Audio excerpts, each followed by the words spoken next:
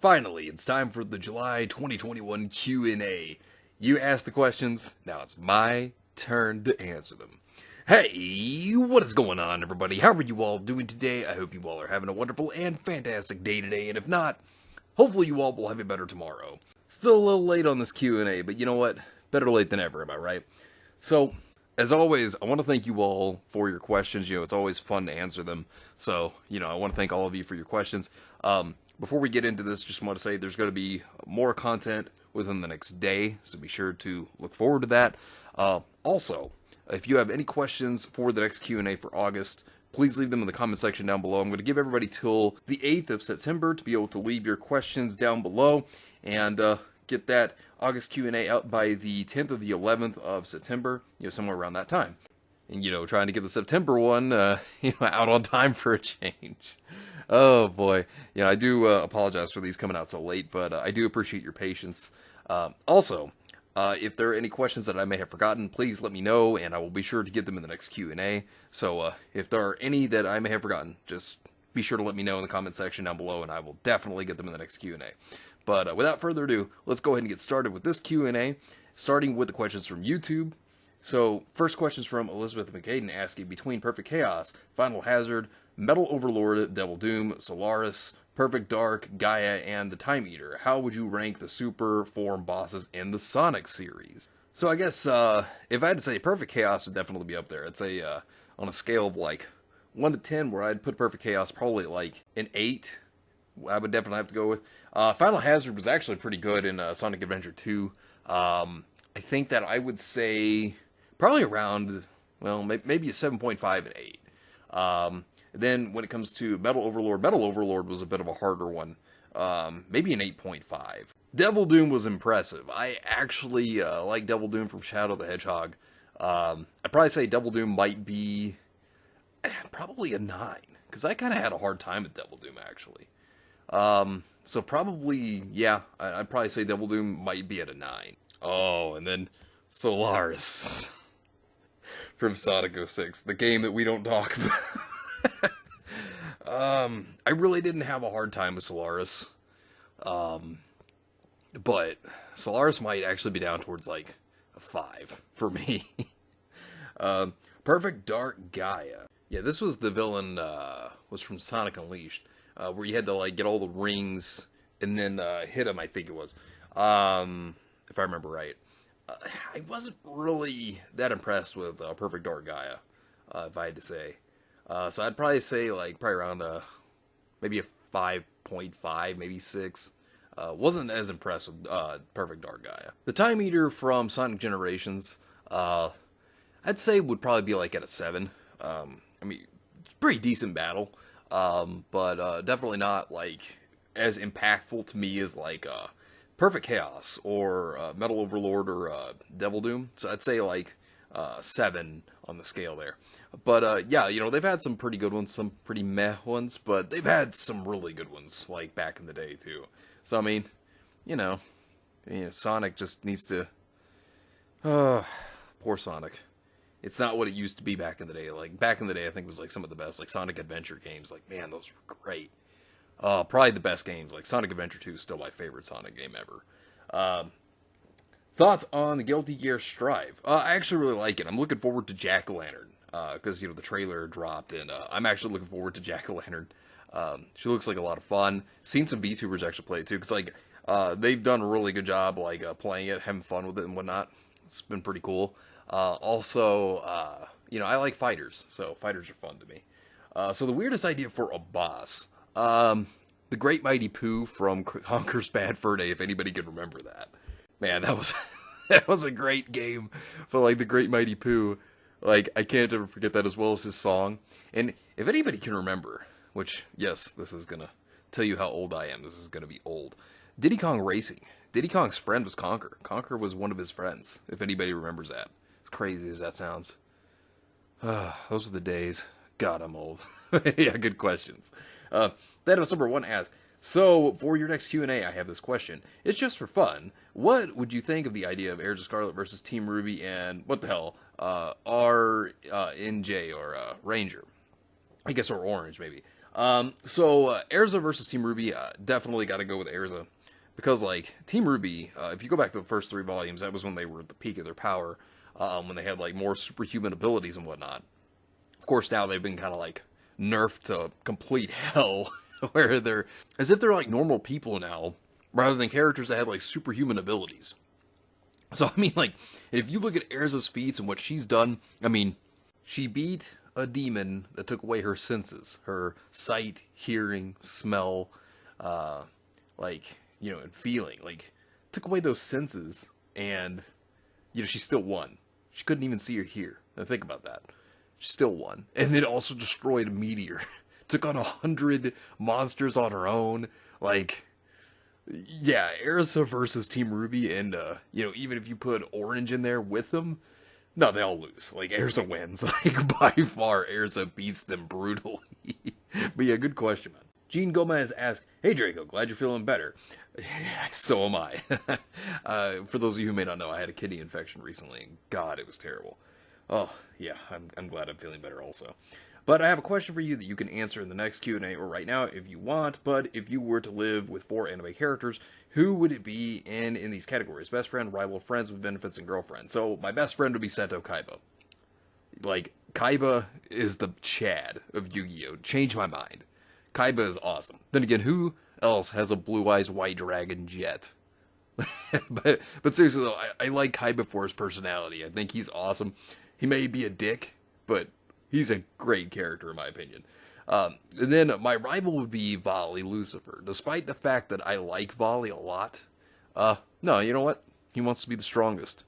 He's barking up my tree. Therefore meaning, dominance must be asserted.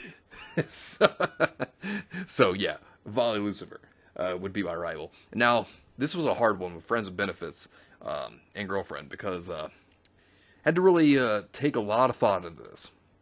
So friends with benefits, I would go with Mordred being one of them. I know it's going to be quite the shocker because everybody knows I love me some Mordred. The other character that I said would be Mount Lady because everybody knows I love these characters. Thing is I would have them be friends with benefits. While I enjoy both Mordred and Mount Lady and their characters, personalities, abilities, while I do like all that, one character that has really stolen my heart, a long time ago in fact, was definitely Erza, because to me, Erza is like, in a sense, my dream woman. Really, I mean, she has like what I would want in a dream woman. I mean, she has a good personality. I mean, yeah, she can get mad, and oh god, you wouldn't want that to happen, but like, she also knows how to be sexy. She also knows how to, have fun. She's also a character that can have her airheaded moments, which can be pretty funny, and she can be comical. I mean, Erza is an awesome character all around, in my opinion. But yeah, she would be the girlfriend for sure. But yeah, good question, man. Red Dust 369 asks, when was your Q&A supposed to come out? Okay, so I did answer this part. It's been a little late, so I do apologize for that. I remember asking if it was okay to criticize a video game just from playing the demo, or do you have to actually play the game? I think a demo kind of gives you more of a feel for what the game's going to be like. Let me give you an example. So I did play the Destiny demo, like the original Destiny, like way back in the day, right? And I gave it a shot, and I realized Destiny's just not my kind of game.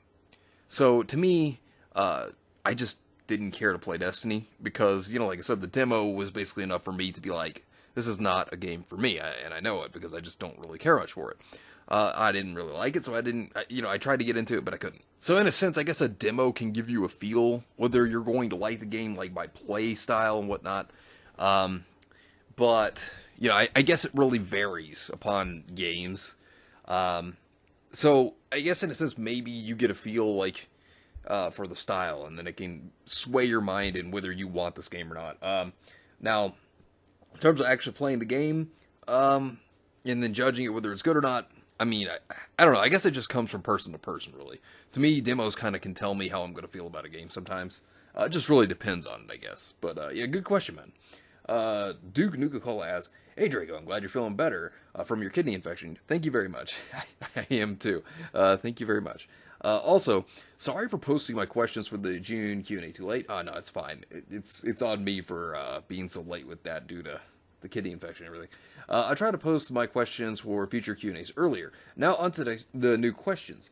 Have you read the laughingstock that is I Am Not Starfire? If so, what do you think of it? Mother of God. That book is terrible. Yes, I have read it, and I will say, do not read it. I mean, it's so bad. Of course, you have your identity politics. Of course, you have, like, Mandy, who's just an insufferable character. Like, she's just a bitch to everybody until she gets what she wants. Like, it's horrible. They just treat Starfire so miserably. Like, it's such a bad book.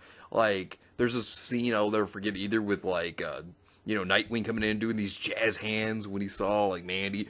Like, it's cringe. It's so bad. Like, the message of this book basically is just trying to teach, like, teenagers to be insufferable assholes and to not respect anybody. Like, and just treat everyone awful. Like, all the F-bombs, like, all the flipping off in there, too. Like, this book is so bad, and it's so disrespectful to Starfire's character as well. Like, it just treats her like dirt. It's a horrible book. I do not recommend it to anybody. It's terrible. Speaking of laughingstock, do you think New Warriors will still come out, or will it be dropped completely?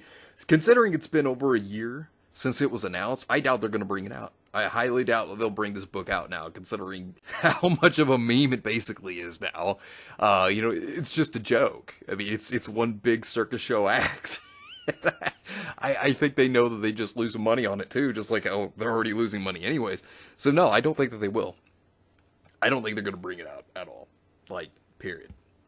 But, yeah, no, I don't think it's going to happen. Favorite Pokemon from each type. Oh, now this is very interesting. So, my favorite Pokemon of each type. So, grass type would have to be Venusaur. Venusaur has always been, like, my favorite grass type starter of all time, which is also my favorite grass type Pokemon. And, I've had a lot of strategies. Evolving Sunny Day, or at least a Sunny Day based team, and Chlorophyll Venusaur. That thing will sweep. Beautiful Pokemon. And then Charizard's my favorite fire type.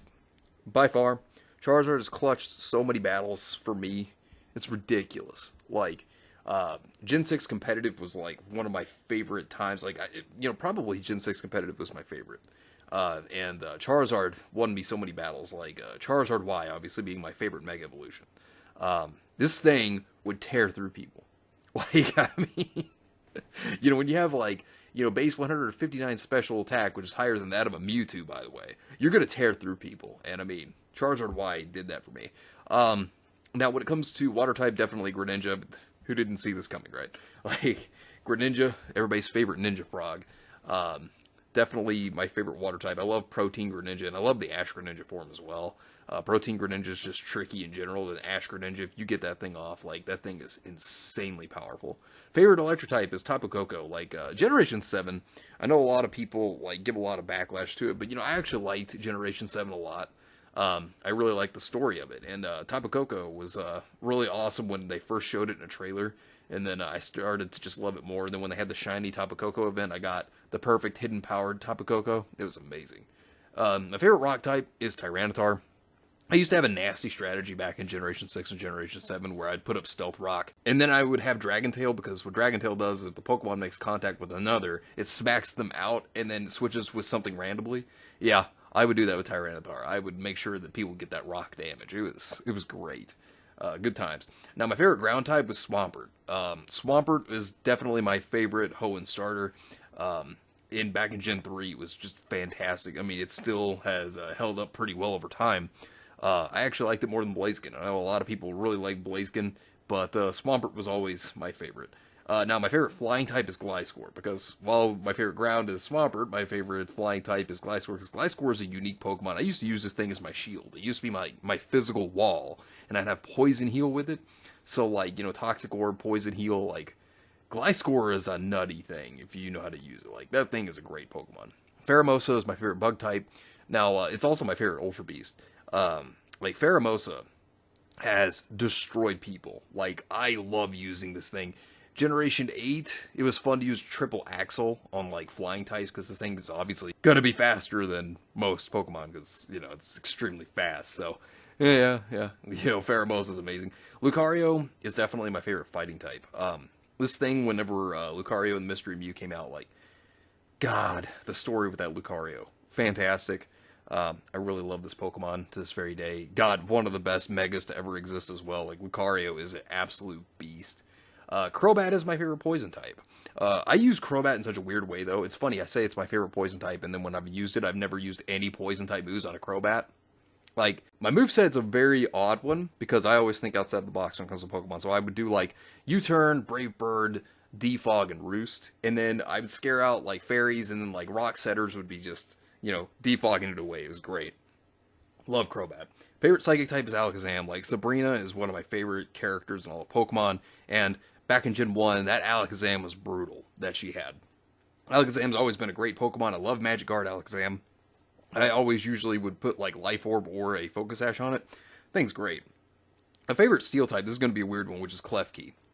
Klefki, I call it Boo Boo Keys, because this thing's a little bastard.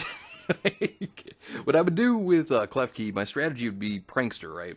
And have, like, dual screens with Light Clay. It'd hold Light Clay. And then one time, my opponent was taunting me out with a Thundurus back in Gen 6, and my Klefki had to struggle, and it actually defeated the Thundurus. It was hilarious. I will never forget it. Boo Boo Keys beat a legendary by struggle. It was awesome. Garchomp is my favorite dragon. I don't think anybody didn't see this coming. Like, Garchomp and Charizard are my two favorite Pokemon.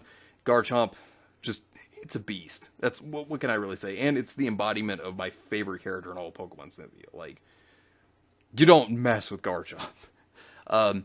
Now, when it comes to my favorite fairy type, it's Sylveon. Sylveon's a fun Pokemon to use. Very trolly, because, like, you can do, like, this, Protect, Wish, Toxic, Hyper Voice set with Pixelate. Oh, man, it was so good. I love me some Sylveon. That thing is fun. Now, my favorite dark type is Weavile. Weavile has always been a cool Pokemon. Like, Sneasel, I didn't really care much for it in Gen 2. And Gen 3 didn't do it any favors either. But then you get to Gen 4, this thing gets an evolution, this thing is so fast, it gets Ice Shard priority. Like, Weavile has come in clutch for me so many times. Great Pokemon. Good Pokemon. Now, my favorite ghost type is Rotom, because Rotom Wash, like, just changing this thing to its Wash form is so good. And, like, I love Rotom because of how much of a prankster it's been in the anime, if you've ever seen it. Like, this thing is a cool Pokemon. I've always loved Rotom. Like, such a fun Pokemon. I really love it. And then, Ninetales. Like, Alola Ninetales is my favorite ice type. Like, this thing, when we were seeing that we were getting Alolan forms, when I saw Alolan Vulpix, I was like, oh, that thing is so cool. And then, like, Alola Ninetales, and I remember I spent, like, several hours out of a day just trying to get, like, a hidden ability Vulpix I was trying to catch in the wild till I got one for Ninetales. Oh, hidden ability Ninetales. So good. And then my favorite normal type is Arceus. Like, kind of funny that the new game's coming out, but yes, Arceus is my favorite. I actually got one in Gen 4 because, cheating methods, of course, but I did do the event, and it's actually fun. Arceus is a challenge to capture. Level 80, that thing was so hard to fight, but it was so worth it when you caught it. Like, I loved it. It was great. Favorite Fire Emblem character per class. Oh man, there's so many classes. I'm probably going to forget some of them, but I'm going to go over the ones I like. So, I do like Seth as a paladin. Seth was so good in Sacred Stones. Like, he was, like, my favorite character besides Erika. And, good God, though, he would just plow through people. Seth had great stats. Like, excellent paladin, great character. When it comes to my favorite tactician, it's Robin. Like, Robin is a character that in Awakening, like, I've probably played Awakening the most out of all the Fire Emblem games. And, I've grown a fondness to a lot of the characters, like a good attachment to a lot of them. Robin being one of them, I liked his, tactical brilliance. I loved his strategy, even though you kind of played as him, but still, you get it. Like, through the story, he had a lot of good stuff going on in terms of his clever ideas that he'd come up with. Lucina is my favorite lord. Like, the stats of this character, like, is so good. I always liked having, like, Sumia become, like, a Dark Flyer, so then you can have Lucina be your kid, because of Chrom and everything, and then, like, she can have Gale Force. So good to be able to attack twice if you knocked somebody out. Lindis, I'm going to count this, because in Awakening, she was counted as a Swordmaster, not a Lord, despite the fact that she's a Lord character and the Blazing Sword. But you know what? Still counting it. But yeah, she is definitely my favorite Swordmaster, and has a special place in my heart to this very day. Hector himself, yeah, he was also a lord, but guess what? He was a general at Awakening, so I got it again. But yes, Hector, man, he was such a Chad. One of my favorite characters from the Binding Blade as well. And really good. Guess what? We're going to do this again. Oh, yeah. We got ourselves some Roy, because Roy is our boy. Now, in Awakening, he was a hero. A mercenary and hero. And, God, Roy is like one of my all-time favorite characters in all of Fire Emblem, period.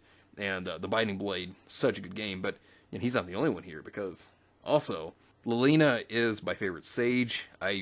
God, it's so funny. Like, I go back to those games for the Game Boy Advance. And, like, her and Roy, like, just, they were my favorite characters in The Binding Blade. Like, I really love them both. Ah, man. Brings back good times. God, I'm old. And then, Tharja, from Awakening, she is definitely my favorite, Dark Mage, sorcerer class. Like, man, this character, I have a thing for yandere's hardcore. We all know the tsunderes and yandere's, and Tharja, she got it for me every single time, like, and she's also really good in her magic, like, and also, speaking of Tharja, her daughter Noir, also another character really enjoyed. She was definitely a great archer. Really loved her as a character. How she had a split personality disorder as well. Like, it was good. And if you wanted to, you can make her a dark mage or a sorcerer. Like, she had good magic. Great character. Now, Camilla is my favorite Magil Knight. Because, like, Camilla in Fates. Her character was so good. Like, she could carry you through the game pretty well. Like, because you got her so early. God, she was so good in Conquest. And then, like, still good also in Revelation as well. Erza is my favorite Dark Flyer. Like, I really liked how, like, you could get her, like, through the Spot Pass, if somebody had it. And I remember I had, like, because I would do competitive Pokemon, I'd find people that actually had it. So I had people on my friends list that had it, and then that's how I got it. It was actually really cool to get that and then have her on my team. It was really cool when Awakening. Cordelia is my favorite Pegasus Knight. Like, Cordelia is definitely waifu material, 100%. Like, I love her genius. Like, even though she doesn't like being called a genius because she saw it as an insult, but still, she was a very clever character. I really enjoyed her. And then her daughter Severa, because tsundere. We all know I love the tsunderes too. Yanderes and tsunderes are a big thing for me, and Severa was really good, both in Awakening as well as Fates. Through my Conquest playthrough, she was like one of the characters I used the most. So, besides Camilla, so Severa was great. Now, Lissa is actually my favorite cleric character. Lissa was enjoyable. Like, the conversations, how she would, like, mess with your character and joke around, kind of play around. She was kind of more of the positivity in the Shepherds, which made me really enjoy her a lot. So she was a fun character and, fun to have, like, interactions with. I thought she was really cool. Gaius is definitely my favorite assassin. Like, I liked how he called, Crom, and your character nicknames, like, Bubbles. That was really funny. But I did like that, and he also had a sweet tooth. I mean, he was, he couldn't help but love the sweets. Cool dude. I really like Gaius. And then my favorite Dark Knight would definitely be Leo. Like, he was actually one of the cooler siblings, I thought, out of both, the game, or, well, all three games, really. And I did like how he was a very tactical character, because I do like intelligent characters, and that's what he was. He was still really cool, in my opinion. Now, I did like Keaton as well, especially him becoming that gigantic werewolf. Like, he was tanky. I will never forget that. Like, he was one of the tankier characters you could get. And, man, he would just run through opponents, too. Fun to use. Great character, and I like how he had, like, characteristics of, like, seeing trash as treasure. That was funny. Now, Azuma was, like, my favorite character in Birthright. He was a dick. But it was funny. I love how he would just mess with everybody. He didn't care. Like, he would troll anybody. I still love his conversation with Setsuna about how, like, like, if she were to cook, then he would die. Like, it would basically just end him if he ate her cooking. It was great. Pan was actually a good character. She was a Tagwell, one of the, like, few members of her tribe that was left. I kind of liked her a little bit more than her son, because he was kind of a coward. I mean, yeah, you wouldn't make him mad, because if you did, he'd get his wrath, but I thought she was more sensible, and I liked her a lot. Lysithea, I would have as, like, a warlock, because, like, I always went for her first in like Three Houses, like to recruit. She was one of the first ones I would try to recruit, and her with like her magic is great. Her defense is terrible though. Like you don't have her in front of a bunch of enemies, but she's good in terms of like spells. Kagero is my favorite ninja class. Like I know that there's Saizo and I know that there is Kage, and they're great characters. Don't get me wrong, but like Kagero really pushed things through for me in Birthright and Revelation a lot. Lethality was so much fun to use. Like she'd trigger that skill sometimes and just auto KO. Great stuff. Now Flora was my favorite maid. I liked her more than Felicia. While Felicia was a cute character, don't get me wrong. I mean, like she was fun, but I don't know. I kind of liked Flora more. It's kind of funny because like it took a while to get Flora, but it's well worth it when you get her in the end, in my opinion. Like I really enjoyed Flora. Now in terms of the butler class, Jacob. I mean, what more do I need to really say? Like Jacob was good. I liked his character supporting yours as well, and Fate's. Like he was a cool character. Definitely one of the better characters I think in terms of support. Besides, there were funny interactions involving him with characters. I still liked his interaction with Perry, but that's just me. Rajat, well, Diviner. And then you're just thinking, wait a minute, isn't this basically Tharja all over again, but a reincarnation? Yes, but you know what? It's Rajat. Oh, man, I have a problem. I can't help myself. Byleth, both the male and female characters are cool. Like, I like their designs. Now, of course, I do feel a bit bland. But then again, of course, when you're going through the story, you kind of understand why they are the way they are. But Three Houses, I do find it to be a fun game. It's definitely not the best in the series, but it's definitely a fun one in my opinion. Now Dorothea is definitely my favorite dancer. I had a really big conflicted feeling towards her and Olivia, but overall, I'd say Dorothea kind of came out on top on that one. And man, her story to me is so good. Like I don't know, I just enjoy her character story. But that's just me. Now, Tiki's my favorite dragon. I mean, you can kind of guess why. But I did like her in the remake, because originally we didn't get Shadow Dragon. We didn't get Fire Emblem games till like the Game Boy Advance. So, we got her in Shadow Dragon, the remake, for the DS, and then, of course, in Awakening, which I do like adult Tiki a lot more. But that's just me. Minerva. Minerva is my favorite Wyvern rider. There's even a reference to Minerva in Fire Emblem Awakening. How Cersei's Wyvern is actually named Minerva. It's actually really cool, but yeah, Minerva, definitely my favorite Wyvern rider. Now, when it comes to my favorite Trickster, well, I don't think that's really hard to know, because I've always liked Anna. Anna's always been up there, and is one of my favorite characters, and she's been in almost every single Fire Emblem game. I think there's only, one or two games she's never been in? But aside from that, because I think Gaiden was one of them she wasn't in, but she's been in most games, and, was first playable actually in Awakening. But great character, really enjoy her. There might be some classes I've forgotten, but if there are, I do apologize. Have you read/watched Beastars? If so, what is your opinion on it? Now, I haven't, but I've been recommended it. So I will get into it sometime. Like, I'll look into it and let you know what I think when I see it. But, yeah. Thank you very much. So that's the YouTube questions. Now time to go on to the Discord questions. Kexlass fisting or thrusting?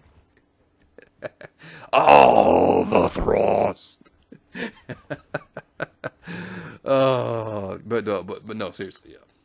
All the thrust. Good question. Sneed Horgan asks, is there something stronger than family? If there's something stronger than family, yes. Me. No, I'm kidding. I don't know. Not really sure if there is anything stronger than family. But yeah, good question. Every RPG main character asks, do you hate when you see videos having their comments turned off? I think it's funny, actually. Now, my reason why I think that that's actually pretty hilarious is because this means that they're too afraid to keep them on because they're probably getting backlash. And they don't want people to see it. So it kind of makes me laugh more than anything, because it's like, oh, well, you can't take criticism then. Okay, gotcha. Oh, so they try to shut it out by turning them off. I think it's more hilarious to me, but that's just me. Anime AK116 asks, have you seen the trailer for Star Wars Visions? I have. It looks good. All I'm going to say is, Japan, please buy Star Wars. I'd be all for it. I mean, that's just me, but I would be all for it. Also, if you were to separate Lucasfilm Animation from Lucasfilm as a whole, would you give this show as well as Bad Batch a chance? I might actually watch Visions, but like when it comes to stuff that like they have, like Disney has, like I'm not gonna give them my money. Like they're never gonna get my money.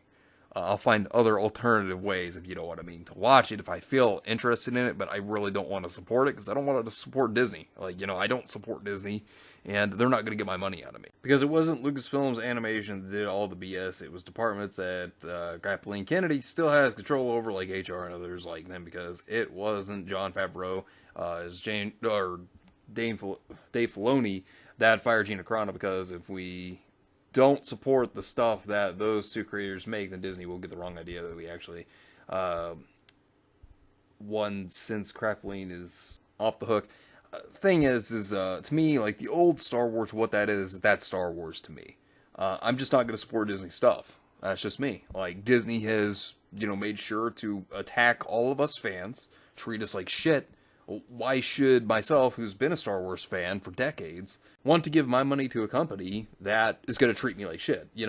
Like the people who didn't do anything, I don't blame them because it's not their fault. But, at the same time, I'm just standing up saying, hey, you know what, screw you, Disney, because, you're going to treat all of us fans like shit, then, why should we support you? That's just my opinion. That's just me. That's the way I see it. But that's just me. But yeah, good question, man. Captain Boomerang asked, favorite Jedi and Sith Lord? My favorite Jedi was always Obi-Wan Kenobi. He's always my favorite.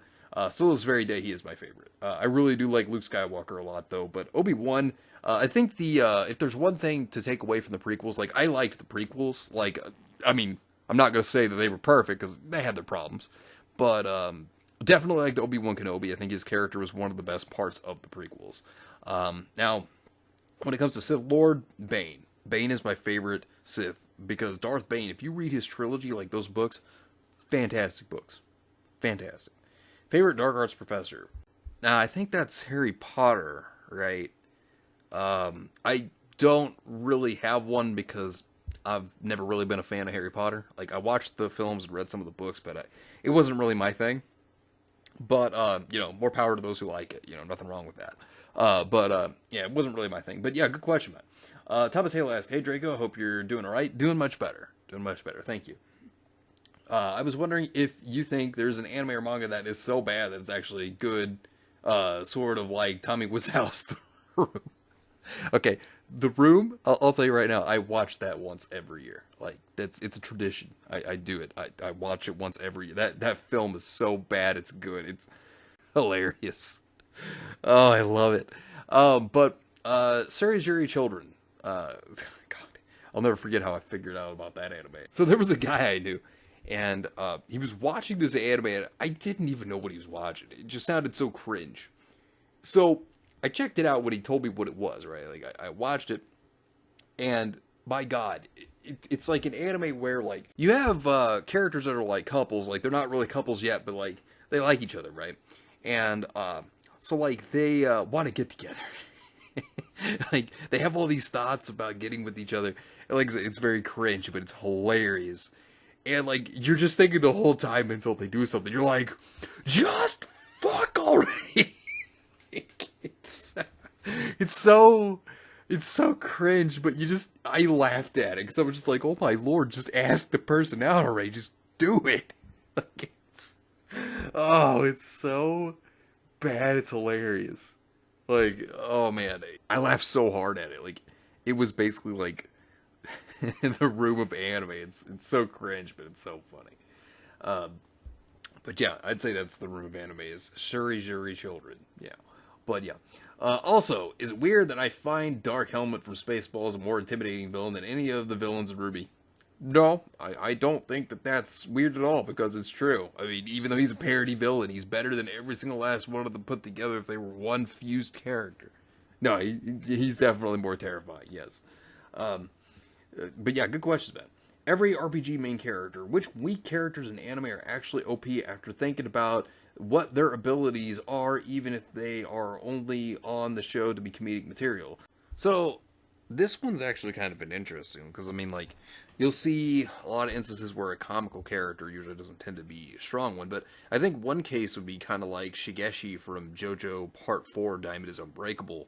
Harvest was actually quite strong for what it was, believe it or not. I mean, of course, it was used to originally just be kind of, for Shigeshi to go find money or find ways to get money, but, seeing how deadly it actually turned out to be, yeah, it's kind of funny how it worked out that way. Now, one that actually is a main character, which would be Shingo Sawatari from Yu-Gi-Oh! Arc 5.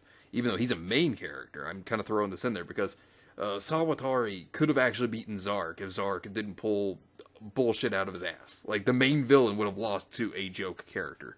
It's kind of comical when you think about it. Kind of insane. But yeah. So, another question, which anime where the main character isn't the most powerful or special? For example, to help explain better in Elder Scrolls 4 Oblivion, the character you play doesn't have godlike powers or has to be the one to save the world.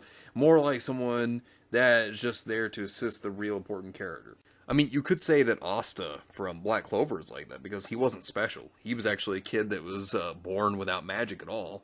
And then, of course, if you know the story about, his demon and, the book that he gained, with the swords that he has, being able to neutralize magic. He's not the strongest, but he's not special either, which they've basically made that a very apparent thing that he's not special. I mean, he's strong, though, but he's not the strongest. But yeah, I think Asta could probably fit within that category. But yeah, good questions, man. Jay Insanity asks, I need your opinion about this point. Once manga takes over, people will forget about Western comics and forever manga. Not even Spawn can save it, not even Cyberfrog can save it, not even Berserker can save it. Manga is forever. Meanwhile, my friends say I strongly disagree because indie comics actually gain traction while big publishers fall. What makes you think Spawn is indie? Well, I mean, you look at Todd McFarlane. Todd McFarlane did this himself. It's being crowdfunded. It's basically an indie through that because he's doing it himself. Which he's crowdfunding to do. I mean, yeah, it's under Image, but, this is him doing it. So, it goes to show that one person can take down the industry. But, I mean, it's amazing there. What makes you think is because of manga that comics are failing? It's not just because of manga. Manga's getting attention because it's good entertainment, and people are going to it because it's good storytelling, it's good characters, it's good action, it has every genre that anyone could go into that they like, It's not like it's limited. It has anything for anybody out there. The problem with comics is, superhero comics is very limited. Obviously, there's only so much you could basically do with superhero comics. And then whenever your superhero comics have politics being pushed into them, like identity politics, what they've been doing with that, trying to preach to you how you should live your life, it's no longer entertaining. It's no longer about the consistency, of the characters or the story. It's no longer about that stuff. What they're doing is they're twisting characters, to fit their agendas.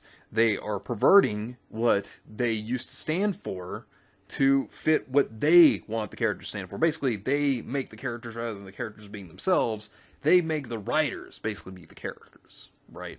That's the problem.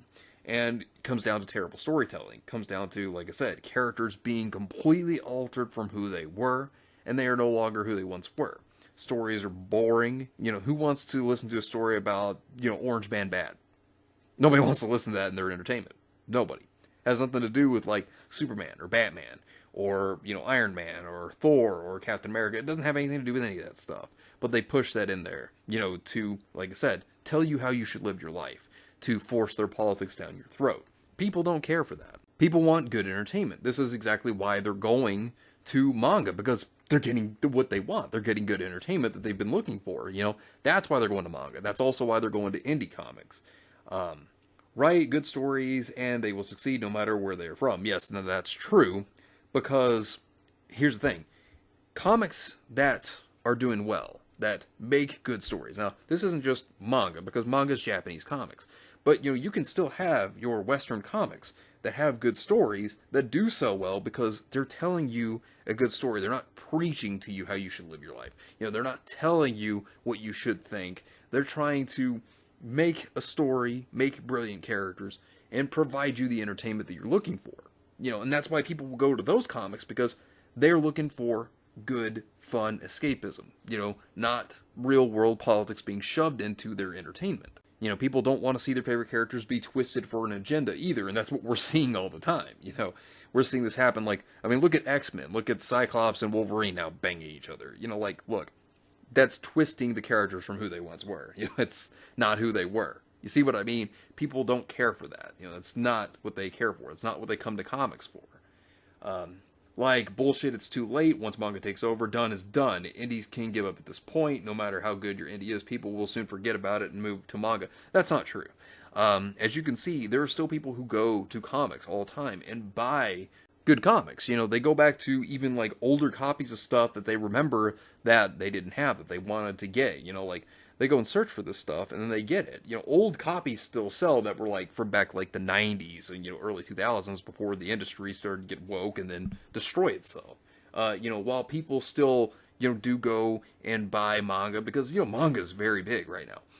This does not mean that Western comics are doomed all around. It just means that the American industry, like Marvel and DC, for example, they're the ones that are going to just burn and collapse.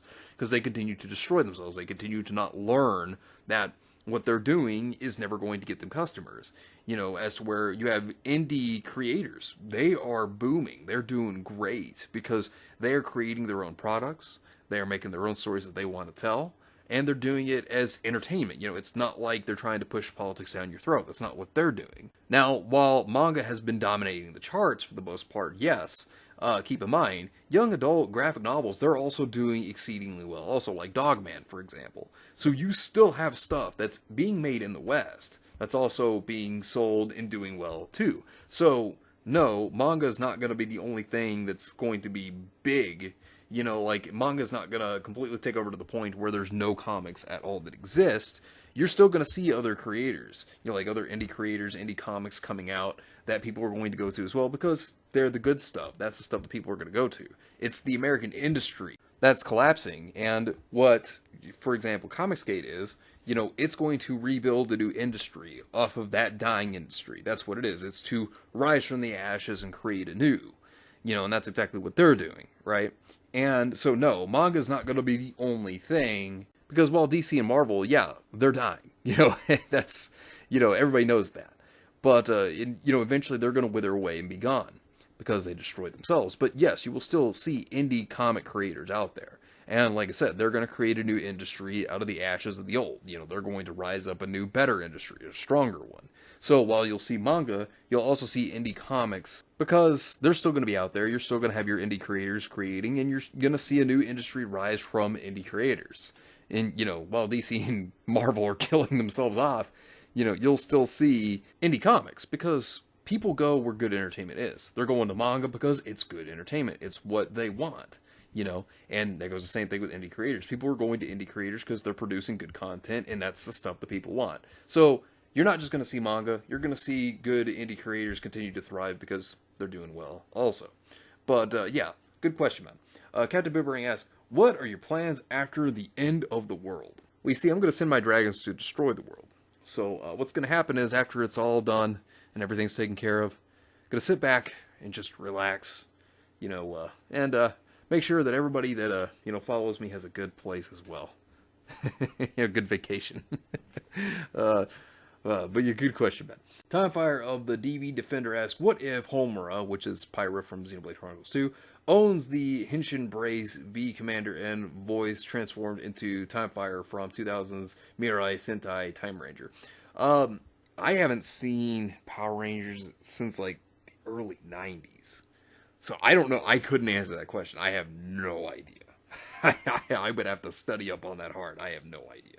But good question, man. Johnny Q asks, hey, what do you think of the Gundam Hathaway Flash movie? Now, I haven't seen this yet. I've been meaning to get to watch this because I know this was the sequel to the original TV series? So, I've been meaning to watch this. I haven't got around to it yet, but when I get the time, I'm definitely going to do it. I'm excited to watch it. I hope it's good. I really do. Jane Sanity asks, I know this may be a stretch, but feel free to refuse. I want you to rank the original soundtrack of these 10 floor battles, scale from 1 to 5.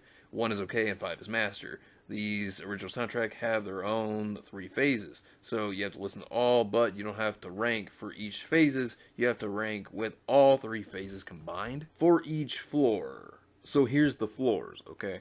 So the Malkuth battle. If I had to say, this one would probably get like a 4 out of 5. I like the beginning part of it. I'd say the when it starts to really speed up, I feel like it kind of takes away from it a little bit. But this one's not too bad. Like, it was almost perfect in my opinion. The Yesod battle wasn't bad. I'd give it a 3 because what it makes me think of, it kind of makes me think of like a kind of a, I guess, punk style mixed with hip. But wasn't that bad. It was pretty good. I'll give it a 3. Next was the Hod battle. Now, this one I thought was a 4. This one was really good. It starts off with like a bit of elegance. I really like the piano in this. The piano was great. I think it really was the best part to it. And then it starts to pick up towards the end. So I got to give that one a 4. Definitely really, really good. The Netzach battle, I thought this was really good. I really enjoyed it. This one was, I'd say it's a 3. It reminds me of like older games all the way back from like the 90s in terms of music. Like kind of like the 90s, early 2000s. Good theme, I thought. Really good. The Tifereth battle. Now, I like this one a lot. I definitely give this one a 4. Now, this one to me, it just starts to pick up as it goes. It gets better. Like, this one, I thought was a lot better. The Gebura battle. Now, this one I give a 4.5. It was almost there. It was almost a 5, and let me explain why. The start is kind of rocky, but, like, it gets better as it goes on. That's what I like about it, is that it improves. If it had just started off with, like, a better beginning, it would have been great. It would have been perfect. Chest battle. I'd say 2.5 on this one. It's a calm song, but it wasn't really per se the best in terms of what it was trying to do. But, I mean, you get the at least concept that it was calm, but it could have been better. The Binah battle. Now, I'll give this one credit. This one was a 4 because, like, it starts off, like, everything's kind of getting ready to, like, warm up, and then, like, you get into the ending, and, ooh, it's like something epic just happened. I mean, that one was really good. The Hakma battle. It makes me think of something celestial or divine. I gotta give this one a 3.5. It was pretty good. It really stood in there quite well, actually. I actually liked this one pretty well. The Kether battle. Now, this was reminiscent of the first song, and it sounded like a better version. I'd probably give this one a 5 because it just takes it and makes it better than it originally was. And I think that this actually was the best one, in my opinion. But yeah, good question, man. Every RPG main character asks, what do you think can out Pizza the Hut? Soma Yukihira. Because Soma, he's gonna make you go into a foodgasm. Yeah, no, seriously. Soma would out Pizza the Hut tenfold. Like, 100%. And they would have to go out of business, because Soma's that good. But yeah, good question, man. Sonic X24 Cool asks, if you were given the chance to take the lead in a franchise, which one would it be, and what changes would you make, or content would you have put out? Okay, now this is interesting. If I had to say, if this was me, there's 2 franchises that I've always, like, thought about how I would change, try to make better if it were me. Pokemon being one of them, because you know me, I love Pokemon. And I do feel like it's deteriorated over the years. I feel like Gen 4 was the peak of Pokemon, really. Now, I do feel like there have been good mechanics like Mega Evolution introduced later on. Of course, they took that out. But what I would do is, if I were to make, like, let's just say what if scenario. If I made, like, Generation 9, right? I'd bring back Megas, because that is such a good feature, and one that I think a lot of people really enjoy. Now, of course, people know how Alola, like Z-moves are exclusive to Alola, and Dynamax is exclusive to Galar because they've confirmed that in the stories. So they'd stay there, so they wouldn't come back. Unless, like, there was, like, a remake one day of those games, but until then, they'd stay gone in their respective regions. Now, I would bring back a Battle Frontier because, a lot of people really like it. They like to challenge themselves, and, it really helps bring out the competitive side of people. I'd bring that, and I'd make it very challenging for people. That's one thing I think would be a lot of fun. What I would also do is, I would probably still continue, like, the form changes, like, how they started with, like, Alola and then Galar. I'd still do stuff like that. What I would also probably do is, I'd make a new mechanic known as Armored Evolution, where Pokemon can have, like, new forms as long as they have, like, this item, right? You could make, like, certain Pokemon good, And they don't have to either be final formed, which could be a brand new transformation entirely from the Armored Evolution, or it could make different forms out of these Pokemon, like different typings and stuff. Somewhat like Mega Evolution, maybe just as powerful, or maybe a little weaker than Mega Evolution. But what it could do is, like, it could have, like, an egg that they have to hold, like the Pokemon has to hold it, right?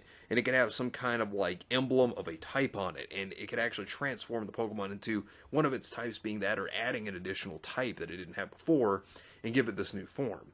Now, of course, you know, the Pokemon, like, say, Infernape, for example. Like, Infernape could be, like, you know, originally how it is, like, it's fire fighting, right? Well, what you could do is you could have this egg, you could give it to it, and it could be, like, a fire electric type. Or, you know, maybe electric fighting type. You know, something different, something that switch it around a little. That could still make the original Infernape good, but also this form maybe just as good, if not better. You know, maybe even a new ability as well. You know, something to make it stand out within this form. I think that'd be kind of cool. That'd be kind of like the mechanic, and then the story would be revolved around that is what I would do. And I'd make it hard to get legendaries. I wouldn't just make it so, like, you get the box legendary. I'd make it a challenge that you have to get it, like, post-game. I think that'd be a lot cooler, too, but that's just me. But, yeah, good question, man. Foster Meager asks, for July Q&A, make a high school DxD waifu tier list. Alright, let's do it. So, here's the list, alright? So, waifu for Laifu is number 1. You know, they're the best for girls. She got the spice and fire because she's got it going on, and you know it. Very close to waifu material, but not quite there, but very close. Hot damn!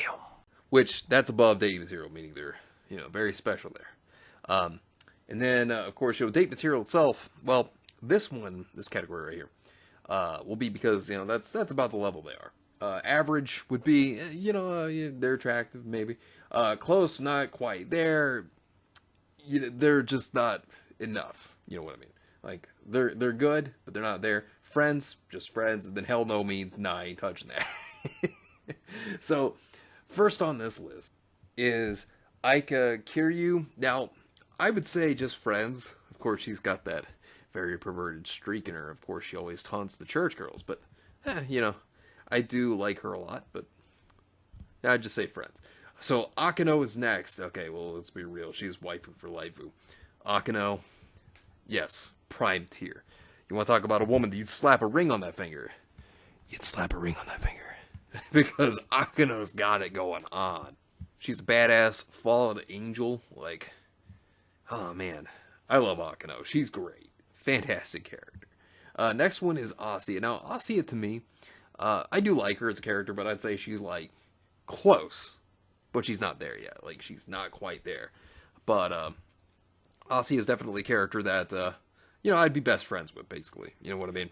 Like, I wouldn't date her, but somebody you could rely on is really the best way I'd put it. Next character is Bulent. Now, you're going to see, like, a lot of Riser, Phoenix characters. Now, a lot of them are basically going to go, like, kind of lower. Because they just don't have enough personality. Like, I mean, the dedication to Riser's great. And they're definitely attractive. But, I gotta see more. You know what I mean? So, Bullet goes here at average. And next is Gasper. Yeah, hell no. You know what? Not the traps, but hey, if you are, more power to you. I will say, though, he is a badass character. I do like Gasper, but, that's about it. Now, the next one is Graphia Lucifage. She's close. She's extremely close to waifu for Laifu. Like, but still, this is a woman you would do stuff with. This is a woman that you'd be proud to go out in public with and have a good time with. Like, this is a woman that she's definitely going to be way more than friends with benefits. That's for sure. Next one is Irena. Now, I do really like Irena. You know, she's a part of the church trio, and I think it's funny how she tries to hold back her urges to do anything with Issei because then she would become a fallen angel. I really like Irena a lot. She's great.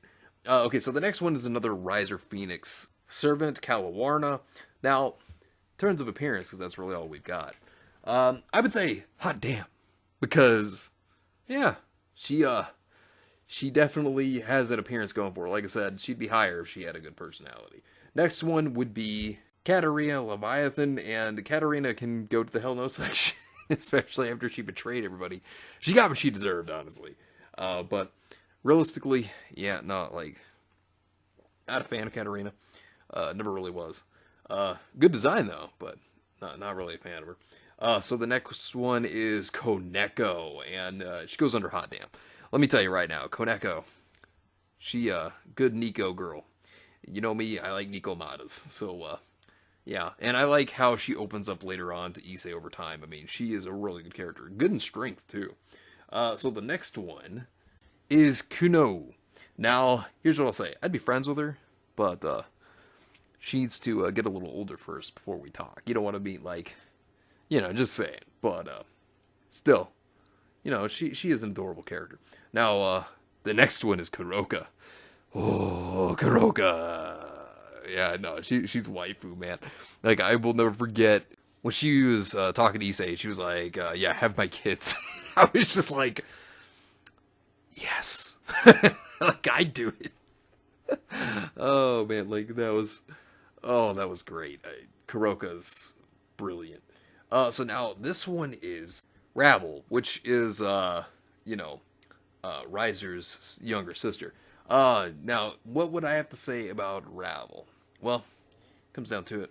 Rabble definitely is up there at date material. I would go after Rabble. I think Rabble is definitely an attractive character, and I mean, makes me think about Riser and like the whole like special and how like he became a bitch. It was so funny. Like, oh man, I'll never forget it. It was great.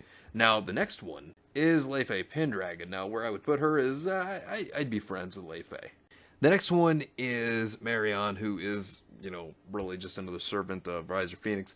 Like I said, really just kind of goes down to the pool of like there's not much to her, so she kind of goes there into friends. And then the next one's Mira. Yet again, another Riser Phoenix servant. She kind of goes into friends. Yet again, you're seeing this trend here. It's kind of a trend of that. Next one is Mattel. Now, she helped Rainier and her plans try to steal the sacred gear. I would just basically say I'd be friends with her. That's really about it. While her design is interesting, there just wasn't much to her either. Like I said, you're gonna see this trend on this list. The next one is Momo Hanakai. Now, who Momo is, which I would put her under like close but not quite there, but she was actually a part of Sono Citri's peerage. Like she was part of their group, so there could be more to her, but I mean she's not bad. Now the next ones, or well, two, which would be Ni and Lee. Now, like I said, they're close but not quite there. The only reason why that is Riser Phoenix peerage. Okay, so the next one is Rabble again. Apparently, they had two. That's what I noticed. This list has two of like a couple of characters. Now Rainier on here. Now this is gonna get crazy. Now where would I put Rainier? Well, me personally, I would say that Rainier, she's got the spice of the fire. I mean, of course, she was evil. We already knew this, but hey, you know what? I'd go after her. As long as she doesn't, stab me and leave me for dead. But, I'd go after her. I'd be that crazy. I'd do it. I'd go for it. Rei Kusaka, I would have to say she goes under the Friends category.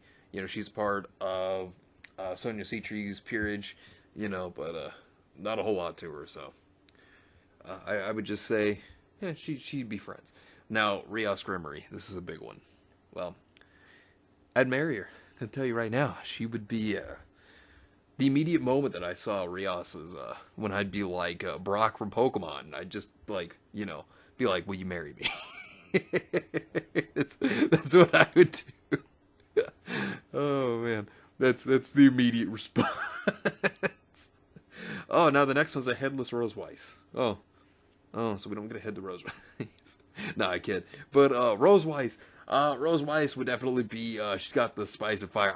I just love the jokes of Rose Weiss, because she's also a virgin, and like she freaks out over how like she can't find anybody, how she feels like she can't, and she gets drunk. Oh, she's an adorable Valkyrie. I do like Rose Weiss a lot. She's great. So Uruka Nimura is next, and I would have to say that she is under Friends category. There's not really a whole lot to her. She does have a delinquent side to her, which I like, and how she calls Zenobia her boss. I do enjoy that, but not really much to her other than that. Then there is Sigvaria Ageris. What I will say about her is she's average. She's a friend of Rios's. Not bad, though. But, yeah, I mean, she's not bad. Now, the next one on the list is Seraphal Leviathan. Oh boy, Seraphal Leviathan. Where does she stand in all this? Oh, well, she's got the spice in the fire, ladies and gentlemen. This woman has a good stylish sense because she does like to dress up as magical girls. I love it. Like, this character, fantastic. I do really enjoy Seraphal Leviathan. We don't see a whole lot of her, but I still like her a lot. She's adorable. Then Sonya Citri, her younger sister. Well, I would have to say that she fits under average. Like, she's not as, perky as her sister is, but I still like her. I mean, Sonya Citri is pretty cool. Now, Tsubaki. Oh boy, where does she go? Tsubaki fits under hot damn. Oh, man.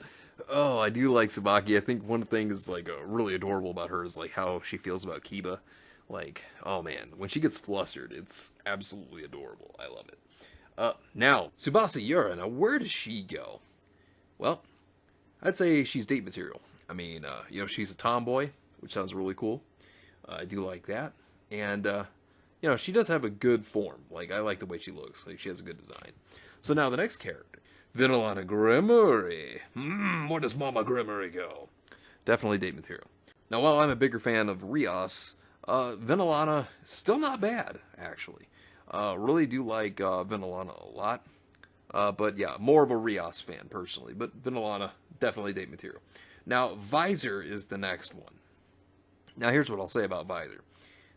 While she is a centaur, Visor, I mean, hey, I like the dangerous ladies. I take it for a spin. And then, of course, Zenobia. Zenobia is the best girl, hands down. No question. Zenobia, in my opinion, is the best girl in all of High School DxD. The best character. She always wanted Issei to have her kids. I'd be like, you know what? Here's the ring. Let's go have the kids. Like, it'd be a twofer. That's just me. Now, the next character is Zulan. And, shocker. She is another one of Riser Phoenix's, servants. So, yet again, not much personality to her. So, goes under average. I mean, I like her appearance. She looks great, but that's about it.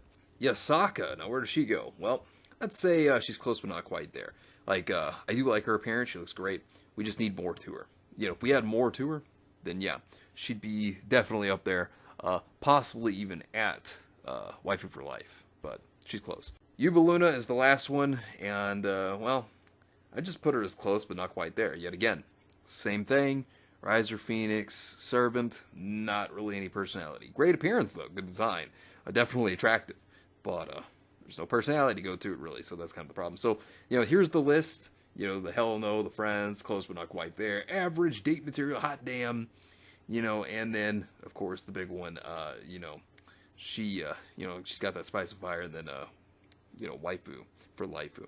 Now, the thing about this list is, well, a lot of them were characters that were Riser Phoenix related. But it's really not that bad. Like, you got a lot of good characters in High School DxD. There's a lot more, obviously, in the light novel and the manga. But, yeah, I mean, you got a lot of good characters here.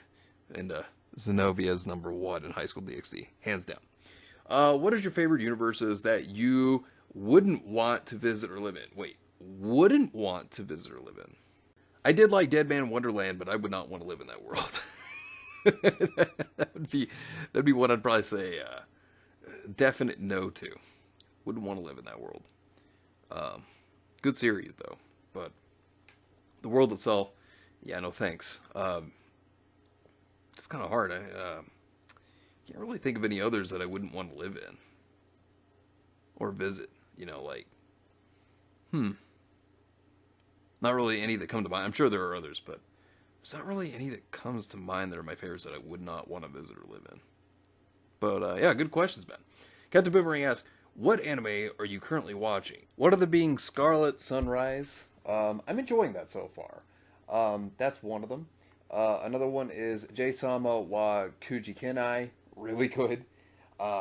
Chi Kusushi no Slow Life Isekai ni Sukuro Drugstore. That's another good one.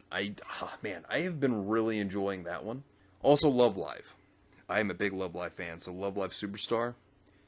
Man, I've been enjoying the hell out of that. Great series.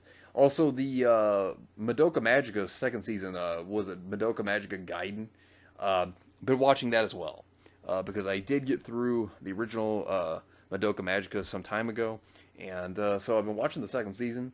And yeah, I've been finding it very interesting. Also been watching through Yu-Gi-Oh! Finally made it to 5Ds. Which, you know, I've watched it before, but I'm rewatching all of it. And, God, 5Ds, it continues to just prove to me why it's the best Yu-Gi-Oh! That they ever made. Like, so good. Yusei, favorite character, hands down, in all of Yu-Gi-Oh! Like, Kaiba's my second favorite, but Yusei, he takes the gold. He takes the gold. Every time. But yeah, those are some of the series that I've been watching. Also, I've been, you know, keeping up here and there with Pokemon Journeys as well. I'm not particularly a fan of it, but... Pokemon anime is just not what it used to be like 20 years ago. It used to be really good. What fictional religion do you want to follow? The religion of Dio. that would be the religion. Jane Sanity ask, rate this video from 1 to 10. I'd give it like a 7. I mean, it didn't seem like a bad video. It was a nice little AMV. But yeah, no, it wasn't bad. I'd say it was pretty good for what it was. So yeah, definitely going to give it a 7. So, next question is, Typefire of the DB Defender asks, if Xenoblade Chronicles 2 were crossing into the Build Fighters Tri and 00 universe, who's going to pilot these 4 mobile suits? Exia should be piloted by Rex. Okay, so out of all 4 of these suits here that are being displayed, okay, and then we go to the very bottom, which right here he then explains. The first suit is the 00 QT, second is Gundam Exia, the third was Gundam 00 Xian Quan Ti, and the fourth was Transient Gundam. I guess Transient Gundam would probably be Punema, I would probably say.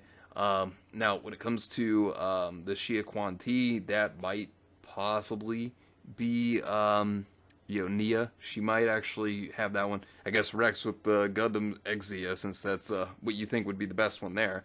So, I mean, yeah, I could see it. Then the 00 Quanti could actually be driven, I guess, by Poppy. I mean, I could see that. I think that would be kind of cool. But, yeah, that would be my thoughts on it, at least. Good question, man. Jane Sanity asks, here's a meme that's laughable. And yes, you can change your outfits, but they call pages instead of outfits, and every outfit has a passive ability. Okay, interesting. Why not join us today in Library of Runia? We have, and then you have like all of these here. Take a look at them. Did someone say destructive impact for 15 damage? Cute and peppy girl. I hate you so much, fashion obsessed tsundere. Please no bully. A girl who has done nothing wrong in her life, traitor. Where has all the beer gone? Best drinking buddy. Oh yeah, I get it because he's drunk. I'm surrounded by idiots. Please help. Angrier lolly. Choose this route. I'm calling the FBI on you. The cigarette is all that's left of the last person to laugh at my outfit. Devil May Cry enthusiast. Hey man, Devil May Cry is great. Love it. Ask me for a decaf. Say latte with cream one more time. I dare you. World's sexiest barista. Ignore Roland. He's hallucinating. Okay, interesting. And then what it says down here, still not featured, an old hag, and would be best waifu if this room were not locked from the get-go. Sorry. Bong, sad bee noises. I can see a Angela's skirt. Credit to these, and which I can't read that, and Senyan for Angela B and made mods. Oh, nice. Yeah, nice meme. T-Fire of the DV Defender asks, for my July Q&A 2021, Xenoblade Chronicles and Gundam Edition, first 40th anniversary Gundam Beyond. What if Beyond takes place on the Xenoblade Chronicles, Legend of Zelda, Ready Player One, and other universes with the Gundam universe like C, 00, UC, AGE, Build Fighters, and more? I'm thinking, if anything, that might take place in Pandemonium. Because you would have so many conflicts all at once, and they'd have Gundams with these conflicts now. Jesus Christ. What the... That just sounds like chaos. Like, what? What? Oh, man. And then you'd have, like, you know, the Blades and the Aegis from Xenoblade Chronicles. And then Xenoblade Chronicles, like, what was it? The one for the Wii U. I'm trying to remember the name of that game. That one had, like, Gundam-like stuff, too, actually. I mean, which was kind of cool. But, God. I feel like you would have chaos. You have Ganondorf. Could you imagine Ganondorf in a Gundam? Just think about that for a minute. Jesus. Oh, the only thing I could say is I just feel like there'd be chaos everywhere because you'd have like villains from these different like series. Ready Player One, I guess Gundam already kind of exists in that because it's like a mesh of everything really. But like you have Xenoblade Chronicles and Legend of Zelda mix in with that, like Jesus Christ. Connectivity of UC and Xenoblade Chronicles 2. At the previous April or May Q&A, I forgot, I did ask about the variant that Funema has with the NTD of the full armor Gundam Unicorn. Who in any Xenoblade Chronicles 2 character that has a blue type NTD of Unicorn Gundam Phoenix and perfectibility? Maybe Funema? I mean, maybe Rex? I don't know. I mean, that... Like I said, it's two different universes. I don't know. I mean, that would, maybe Rex. I don't know. Vibes to the mobile suit designs with the Xenoblade Chronicles formula. Recently, I scouted some mobile suits that I need to redesign but when I looked at each of the 00 mobile suits, it kind of gives me a Xenoblade 2 formulae to the design. Gundam, Exia Repair, Forge, GN, Tachi were stored at the back of the GN condenser, which it gives a bit of a vibe of Shulk's blade storage on its back. You could also search Gundam Exia Repair 4 for a lineup design on Google. That's all for my question. Oh, well, hey, more power to you on your design. Sounds pretty cool, actually. I hope comes along well the way that you want it to. Also, thank you for the questions. They were very nice. Pretty cool. But yeah, thank you very much. So, James Hannity asks, saddest boss song? Off the top of my head right now, I actually can't think of any. I'm, like, going blank. Oh, that's... Huh. I know there are some, it may come to me, but I'm going totally blank for, like, the first time. Okay, I don't know. I really don't know. I can't think of any. But a good question. Maybe I'll come up with something. I know I'm going to after this video. I'll feel like an idiot, but I know I will. Metalord395 asks, is anime the only thing you watch these days? Yeah, pretty much. Like, it's pretty much what it is unless, like, somebody recommends something to me. So, like, say they recommend, like, some Western entertainment, like, something that's good. Then, yeah, I'll give it a shot. Or they'll be like, hey, look, there's this movie or the show. Check it out. I think you might like it. Then I'll be like, okay, sure, yeah, I'll watch it. But for the most part, yeah, I'm pretty much watching anime and reading manga. That's basically what it is. Do you think Sexbots will be a reality in the future? Well, they kind of already are. Like, there are some that you can actually buy online already. And you can actually have them custom made. I've seen this stuff. Like, you order them online, they ship them to you, and you can program them to be like, have a certain name. So, like, whatever name you want them to have, like, that's their name. And yeah, I've seen this stuff. They've had this for a couple of years now. It's not like they fully walk and do other things like that, but it's... I think you get my point, though. Like, there's stuff like that out there. Thoughts on Summer Wars? That is a very good animated film. It's a great anime movie. I definitely recommend it if you haven't seen it. God, it's been a while since I've seen that movie. I've seen that movie at least 3 times, though, but I really love it. What about Castlevania? The first season was good. I kind of felt like it fell off a little bit in the second season, though. I feel like there were some issues with it, but that's just my thoughts. Pick your poison. The new She-Ra from a few years ago, or the new He-Man show. Which would you rather watch? Oh, my dear God. Oh, they're both terrible. If I had to pick one over the other, though, this is pretty easy. I would pick the new He-Man over the new She-Ra. Because at least the new Masters of the Universe, as terrible as it is, it's horrible. But at least it has good animation. I'll give it that. It has good animation. Now, when it comes to that She-Ra reboot, God, that is terrible. The animation, the characters, it's all horrible. It's garbage. So if I had to choose one over the other, it would be that terrible new Masters of the Universe over that terrible new She-Ra. Related to the above, would you be up for the idea of a Masters of the Universe manga? God. Look, only if it's not following the Masters of the Universe from Netflix, and if you have someone actually doing good with it. You know, like actually respecting the characters, the lore of He-Man. You know, not making the characters look like shit, like Teela, or, making the characters assholes, like Teela. I mean, as long as there's no agendas or anything in it either, then sure. You know, and as long as Kevin Smith isn't touching it, yeah, sure. But, I mean, really, I just say go back to the old He-Man stuff. Like, the 2002 reboot's, like, the best thing ever. Like, go back to that. That's fantastic. But yeah, good questions, Ben. Every RPG main character asks, you think Soda Funk would be a good VTuber? Yeah, I mean, I think she could do it. I mean, she does really good on her own. Like, her live streams that she did pretty good with those. She acted natural and seemed like she came off just fine. So, yeah, I mean, I'd say she could do it. I think that, really, I mean, anybody that has the personality, I think anybody could do it. And Soda Funk definitely has that. So I think she'd be a good VTuber if she did. But, yeah, good question, man. But anyways, so that'll wrap it up for this Q&A for July, even though it's a little late. But hey, you know what? Like I said, better late than ever.